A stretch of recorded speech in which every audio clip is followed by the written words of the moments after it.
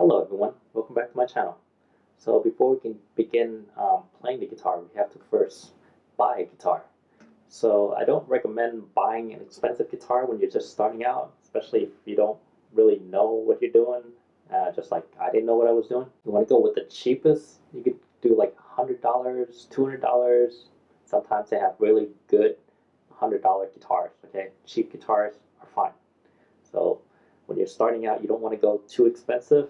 And the reason for that is that you're not going to know what's what, and you're not going to understand all the little nuances of the sound.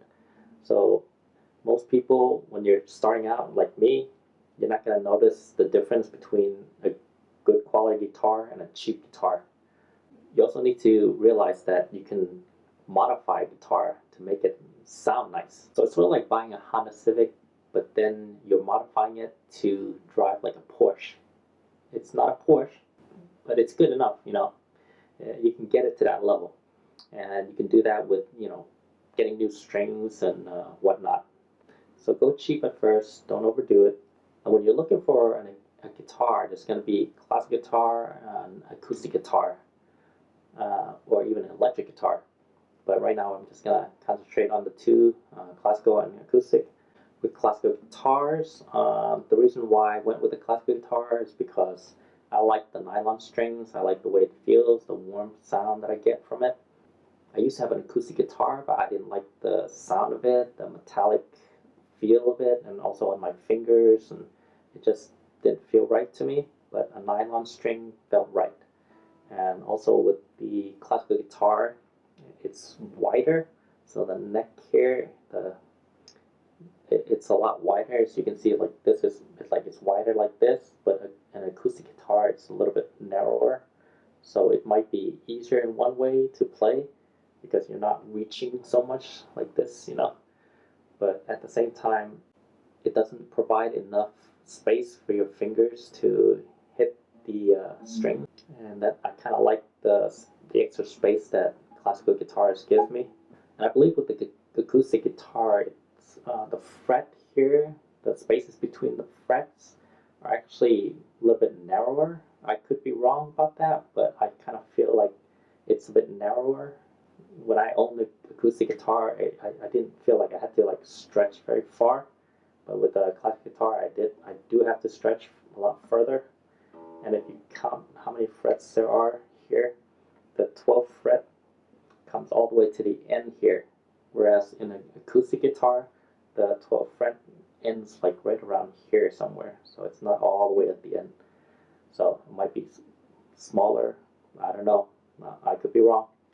So when you're buying a guitar for the first time, I know there's a lot of people out there who say you should go out there and play it and then try to see if it sounds right for you. But you know what? When you're new at this, you can't even play it. You don't know what you're doing. You don't know what to listen for. So I would recommend going with the cheap stuff because I used to own a guitar, a acoustic guitar, and I didn't know how to handle it properly. And what happened was that uh, the temperature wasn't maintained properly, and the guitar actually cracked, like right here. So it cracked, and that's because it was the room was so hot that the humidity kind of, I guess it was over too humid or too hot or something like that. It just cracked the guitar. Luckily, it was a cheap Washburn guitar. Like I think I bought it for like $150 or something like that. So when you're buying these guitars, make sure you check to see if there aren't any scratches. I mean, I got this on sale for $275, so that's pretty cheap. And the reason why it was so cheap when I got home and I really looked at it, I noticed there was some scratches and around here. There's people probably been playing it too hard, and there was some warping down here, and I believe that's because it wasn't kept in a humidity room. Because when I saw this and when I bought this, it was outside of the humidity room. So I think that this part here got a little warped, but it wasn't, but it's not cracked, so it might still be good. And also there were a lot of dust and whatnot up in these knobs, so I had to clean it out. Also the strings were in pretty bad shape. when I first bought it, I could tell that it almost came apart. It was getting close to coming apart, and the sound wasn't all that great. And I think they was just like really old strings, you know. So once I replaced the strings, it sounded a lot better. So, but eventually those old strings they actually broke about a month and a half into it, and I wasn't even playing it. I just had it sitting there, and it just broke in the middle of the night.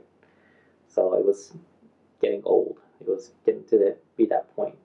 And as I was saying before, you don't know what you're doing, and sometimes it might be my fault, or maybe I'm turning the knob a little bit too much and causing the strings to break. Okay, so when you're starting out, just get a cheap one, so this way you don't run into any issues that's gonna damage your guitar because you don't know how to maintain it just yet. So when you're buying these guitars, I would recommend getting a tuner like this. So here's a little tuner right here. Okay. So you see it clips onto the end of your guitar. So when it's sitting back here like this, it's closed, and then when you flip it up, it opens up. That's it, and it closes. It's like that. I highly, highly, highly recommend getting one of this when you get your guitar. If nothing else, spend that extra money on this tuner or something similar to this tuner. Okay, you don't want the one that's sitting outside. You want the one that clips on. It is extremely helpful to have one that's clipped on. You can just put it here and just leave it. Now, when I was buying the guitar, I also noticed some used guitars that they were selling. If you want to go with a used guitar, I would caution you with that because I've seen used guitars where there's cracks. They're like right here, like the one that I used to have that's got cracked here. There's some that's cracked right here or right there or wherever. So you might want to be careful with buying used guitars. And sometimes they're actually as expensive as the cheap guitar that's new. But if you really, really want to get one of those used guitars that are from like a Martin or whatever, there are certain things that you have to look out for. So what you want to do is you want to look down here and make sure that it's straight and parallel. All the frets are down and straight, and it's not warping, it's not turning and twisting. So if you look down here, see like this, if you look down, make sure it's not warped one side going the other side. Okay, so you want everything to be nice and straight and perpendicular and parallel, whatever you want to call it. Here, if you look at the end here, it's a lot, when you hit the fret, it's a lot shorter distance to hit the fret. Here, it's a longer distance to hit the fret. And that's perfectly normal. It's supposed to be angled up like that. Just make sure when you're looking at this that there's no hump or anything, or it's not dipping. So it should be nice and straight.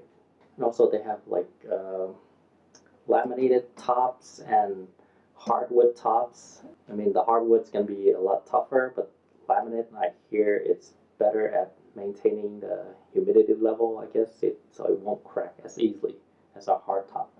And it's also cheaper. So you might want to think about getting a laminate one. This one is a hard top, so I do have to be careful to keep it in a nicely controlled, humid place. So on our next video, I'm going to show you some of the gears that I have and see if you want to grab any of those or not. Because I feel like it's been helpful and useful to me to have some of the gears, like these tuners and whatnot. And I'll see you next time.